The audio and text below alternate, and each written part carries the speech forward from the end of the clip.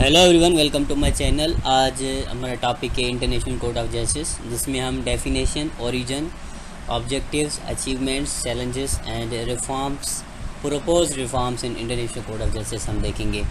Itself ICJ क्या है, उसकी क्या ओरिजिन है, कैसे उसकी शुरुआत हुई और कौन कौन से प्रिंसिपल्स पे वो काम करती है, अप टू नाउ कौन कौन सी उसकी अचीवमेंट्स है और चैलेंजेस किस तरह है या कौन सी क्रिटिसिज्म है उन पे, और रिफॉर्म्स कौन से होने चाहिए उनको हम देखेंगे।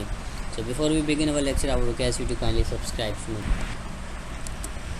अगर डिफाइनिंग के बात पे आए तो international code of justice is the principal judicial organ of the UN.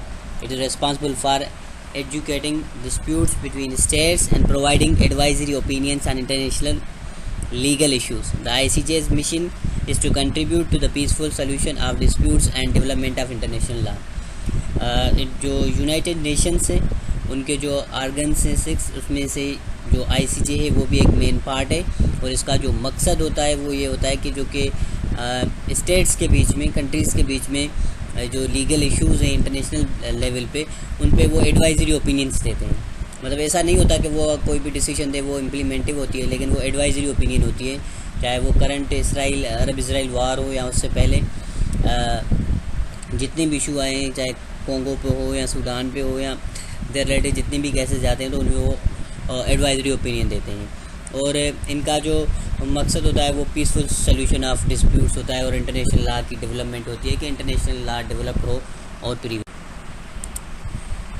Origin की अगर बात की जाए तो it was established by the United nation charter, जो कि 26 जून 1945 सैन फ्रांसिस्को यूएस में साइन हुआ था। But it came into existence on April 1, 1946, succeeding the Permanent Court of International Justice (PCIJ) that was established by the League of Nations. The ICJ is headquartered in The Hague, Netherlands. अब हालांकि ये जो सारे जो UN के organs हैं वो तो जो उसका जो चार्टर है 26 जून 1945 को साइन हुआ, उसके मुताबिक ये they all came into being. But क्योंकि इसकी एक प्रेडिसेसर एक ऑर्गेनाइजेशन थी या एक कोर्ट थी जिसको हम permanent code of international justice बोलते हैं, तो उसको इसने रिप्लेस किया और नाम चेंज होकर इंटरनेशनल कोड ऑफ जस्टिस बना ऑन अप्रैल 1, 1946। और इसके जो हेड क्वार्टर्स हैं, अमूमन ये एमसीक्यूज़ में पूछा जाता है कि आईसीजे के headquarter they are in Hague, Netherlands. Objectives में सबसे पहले मकसद है रिजॉल्व इंटरनेशनल डिस्प्यूट्स। पहला मकसद यही है कि आप इंटरनेशनल लॉ को देख के जो कि स्टेट्स अगर वहाँ पे कोई इश्यूज़ लेके जाती हैं उनको वो हल करने की कोशिश करती हैं, बट ये ज़रूरी होता है वो जो स्टेट्स हैं वो मसला वहाँ पे लेके जाएं आईसीजे में।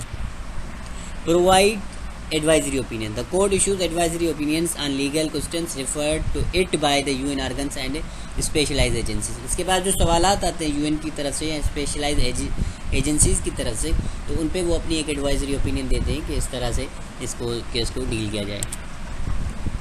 डेवलप इंटरनेशनल लॉ, आईसीजे की हेल्प से जो इंटरनेशनल लॉ है, बैनुल अक़वामी कानून है, उसकी काफ़ी हेल्प हुई है और काफ़ी उसकी डेवलपमेंट हुई है। और इसका मकसद भी यही होता है कि आप इंटरनेशनल लॉ को इंटरप्रेट करते हैं और उसको अप्लाई भी करते हैं और उसकी डेवलपमेंट और उसकी क्लेरिफिकेशन भी करते हैं ऑन इंटरनेशनल लीगल प्रिंसिपल्स। जो कि इंटरनेशनल लॉ जो है, क्योंकि इट्स नॉट रिटन डॉक्यूमेंट्स कि ये जैसे कि एक स्टेट का कॉन्स्टिट्यूशन होता है, एक रिटन डॉक्यूमेंट होता है। So international law is not a written document, but ICJ जो है वो दुनिया के पीसफुल एक सिस्टम में रखने के लिए, दुनिया को पीसफुल सिस्टम में रखने के लिए एक इदारा है जो अपनी ओपिनियंस देता है, अपनी इंटरप्रिटेशन करता है मसलों को हल करने के लिए। अचीवमेंट्स ऑफ आईसीजे अगर देखें, रेजोल्यूशन ऑफ डिस्प्यूट्स एक उनकी अचीवमेंट है। आईसीजे है successfully resolve dubious disputes between states ranging from territorial disputes to maritime boundaries and asset responsibilities. और काफ़ी सारे इश्यूज़ हैं जो कि आईसीजे के थ्रू हल हुए हैं, जिसमें स्टेट्स के डिस्प्यूट्स हैं, टेरिटोरियल डिस्प्यूट्स हैं और maritime boundary responsibility. Influence advisory opinions, जो कोर्ट जो भी मतलब डिसीजन देता है वो, as I told you earlier, वो एक एडवाइजरी होता है। वो एक एडवाइजरी होता है, और मतलब उसमें मतलब देखा जाता है कि ये जो प्रिंसिपल्स है वो इंटरनेशनल नॉर्म्स और वैल्यूज़ के मुताबिक है या नहीं है। For example legality of nuclear weapons है, legality of construction of wall in the occupied Palestinian territories है, and legal consequences of separation of Kosovo. अब इस पर जो उनका ओपिनियन था कि देखिए अगर न्यूक्लियर वेपन्स कोई country without a purpose in जो नॉन प्रोलिफरेशन ट्रीटी के बाद NPT के बाद हुआ है, तो उसमें उसकी एक लीगल एडवाइजरी है कि दैट इज़ नॉट अलाउड। फिर जो कि एक डिस्प्यूटेड एरिया है, विदाउट रिजॉल्विंग दैट इशू आप कोई भी वाल या इस तरह की कोई भी चीज़ नहीं कर सकते। फिर अगर कहीं पे एक एथनिक ग्रुप है जो कि वार कर रहा है या अपनी राइट्स के लिए लड़ रहा है, तो उसकी जो डिमांड होगी अकॉर्डिंग टू प्लेबिसाइड या वोटिंग के थ्रू वो हल होगी, या वहाँ पे जो अगर जेनोसाइड हुआ है तो जो कंट्री है जो कर रही है उसके अगेंस्ट भी कॉन्सिक्वेंसेस होगी। Promotion of international law. The ICJ has played a crucial role in advancing and clarifying international law, contributing to a more predictable and rule-based international law system, international legal system. हालांकि as mentioned earlier कि international law जो है वो एक written document नहीं है, या कोई ऐसी कोई जगह नहीं है जहाँ पे वो मतलब हम बोलें कि ये जो कोर्ट है वो इंटरनेशनल लॉ के लिए होती है या इनसे रिलेटेड होती है। बट ICJ क्योंकि एक इंटरनेशनल कोर्ट है तो वो इस चीज़ पे बहुत ज़्यादा काम करती है कि इंटरनेशनल लॉ को लीगली एक्सेप्ट किया जाए और वो इम्प्लीमेंटेड हो। Enforcement of judgments. ICJ has no direct means to enforce judgments. एक तो ये उसके लिए सबसे बड़ा मसला है कि उनके जो फैसले हैं वो इन्फोर्स नहीं होते। It relies on UN Security Council and voluntary compliance of state which can limit the effectiveness of decision। अब एक फ़ैसला आ गया और एक पर्टिकुलर कंट्री के अगेंस्ट वो फैसला आ गया, अब वो फैसला उस कंट्री को माने नहीं माने उसके लिए वो उस कंट्री की मर्ज़ी होती है। मतलब आम कोर्ट में अगर सज़ा मिल जाती है तो उसको पकड़ने के लिए पुलिस होती है, लॉ इन्फोर्समेंट होती है, वो उसको सज़ा करती है। लेकिन अगर जब ICJ जब फैसला देगा तो वो डायरेक्ट इन्फोर्स नहीं करेगा, वो UN सिक्योरिटी काउंसिल की तरफ देखेगा कि मे बी वो कोई उसको सेंक्शन करें, वो उसको कोई बैन करें, या खुद अगर कोई कंट्री एक्सेप्ट करना चाहती है ठीक है क्योंकि ये ICJ का फ़ैसला है तो हम इसको एक्सेप्ट करेंगे। और ये मतलब इसकी इफ़ेक्टिवनेस को लिमिट करता है। पहली बात तो अगर एक सिंगल पार्टी जाती है तो दूसरी पे फोर्स नहीं होता कि वो भी वहाँ जाए, दोनों पार्टीज़ एग्री करके वहाँ जाती है, अपना फैसला लेके जाती है। लेकिन जब डिसीजन आता है उसके बाद भी वो एक एडवाइजरी ओपिनियन ही होता है, एडवाइजरी डिसीजन ही होता है। Jurisdictional limitation. The courts jurisdiction is based on the consent of the states involve. जैसे बोला कि स्टेट का जो वो वहाँ पे आ रही हैं जो पार्टीज उसकी एग्रीमेंट होना ज़रूरी है। This means that ICJ can only hear cases if all parties agree to its jurisdiction.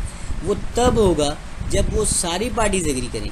अगर फ़लस्तीन का मसला साउथ अफ्रीका लेके गया है ICJ में, मतलब इंटरनेशनल क्रिमिनल कोर्ट में अगर लेके गया है तो वहाँ पे उसका इसराइल का जाना होता है। अगर पाकिस्तान इंडिया का वाटर डिस्प्यूट है तो उस पर अगर इंडिया लेके जाता है इस इशू को तो पाकिस्तान को भी उस पर कंसेंट दिखाना ज़रूरी होता है। अगर पाकिस्तान लेके जाए तो इंडिया को भी कंसेंट दिखाना ज़रूरी होता है। This means that ICJ is only hear cases if all parties agree to its jurisdiction which can limit its ability to address all international disputes। अब वो खुद सुओ मोटो नोटिस तो नहीं लेगा ना, जैसे आम जो कोर्ट्स होती हैं जो स्टेट की, कि वो उनके पास खुद अथॉरिटी होती है कि वो बेंच बना के खुद भी लॉ को इंटरप्रेट करती हैं, डिसीजंस को इंटरप्रेट करती हैं। अगर दुनिया में कहीं पे रशिया यूक्रेन वार है या फ़लस्तीन इसराइल वार है या और बहुत सारे इशूज़ दुनिया में चल रहे हैं, तो ICJ उसमें कुछ नहीं करेगा।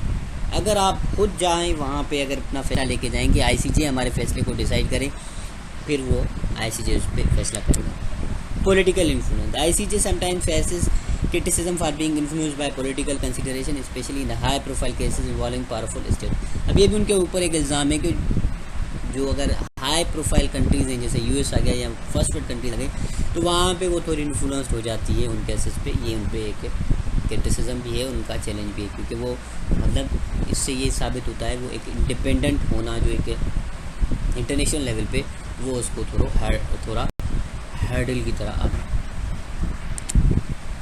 रिफॉर्म्स की अगर बात करें, एक्सपांडेड स्टैंडिंग।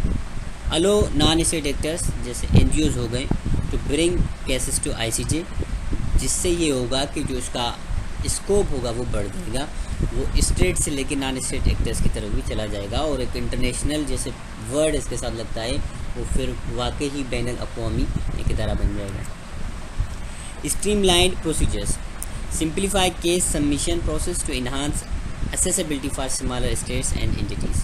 एक सिंप्लीफिकेशन ऑफ केसेस की सबमिशन का प्रोसेस होना चाहिए और एक प्रॉपर मेकेनिज़्म के साथ जो कि स्मॉल स्टेट्स हैं या एंटिटीज़ हैं उनको इसकी एक्सेस होनी चाहिए। ना हो कि इतना कोई हाई प्रोफाइल केस होना ही लाजमी है कि आप ICJ में लेके जाएं, स्मॉलर इश्यूज़ को भी सही तरीके से एड्रेस करने का एक प्रोसेस होना चाहिए।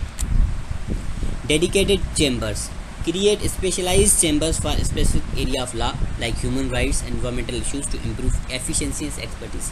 अब ह्यूमन राइट्स और एनवायरमेंटल इश्यूज़ जो हैं वो एक इंटरनेशनल इश्यूज़ हैं और ICJ एक इंटरनेशनल कोर्ट है, तो उसके पास एक स्पेशलाइज्ड चैम्बर होना चाहिए कि ये चैम्बर ह्यूमन राइट्स के इश्यूज़ को देखेगा, ये particular chamber human rights issues को देखेगा, ये वार एंड क्राइम्स को देखेगा, ये बाउंड्रीज़ या लैंड के इश्यूज़ हैं या वाटर इश्यूज़ हैं उसको देखेगा। अगर इस टाइप की चीज़ें बनती है और ज़्यादा ये ICJ को इफेक्टिव बनाएगा। Stronger compliance mechanism, work with UN security council to enhance enforcement of ICJ rulings and implement monitoring bodies for compliance oversight. एक ऐसा लॉ होना चाहिए जो कि ये बावर कराए कि ICJ में अगर फैसला आ गया और वो फैसला डिसीजंस हो गई तो वो सिक्योरिटी काउंसिल की ड्यूटी होनी चाहिए कि वो उसको इम्प्लीमेंट करे, क्योंकि सिक्योरिटी काउंसिल एक इतना पावरफुल इदारा है, अगर उसकी कोई डिसीजन आ गई तो फिर ये उस कंट्री के लिए पर्टिकुलर जो भी जिसके फैसला अगेंस्ट आए वो ज़रूर मानेगा। क्योंकि वैसे तो अगर देखा जाए उनके फैसलों की कोई वो बनती नहीं है, मतलब इतना इफेक्टिव या वो इम्प्लीमेंटिव होती नहीं है, एक एडवाइजरी ओपिनियन होता है। हाँ, इंटरनेशनली और मोरली उस कंट्री पे एक इम्पैक्ट होता है, लेकिन ना माने तो वो नहीं मानते। Public engagement, introduce public hearings and outreach programs to increase transparency and awareness of ICJ rules and decisions। लोगों का इसमें इन्वॉल्वमेंट होना, पब्लिक का इन्वॉल्व होना बहुत लाजमी है ताकि इसकी एज अ कोर्ट के तौर पे हैसियत और ज़्यादा स्ट्रॉन्ग हो। Good bye till next time, kindly subscribe and support my channel. Good bye, take care.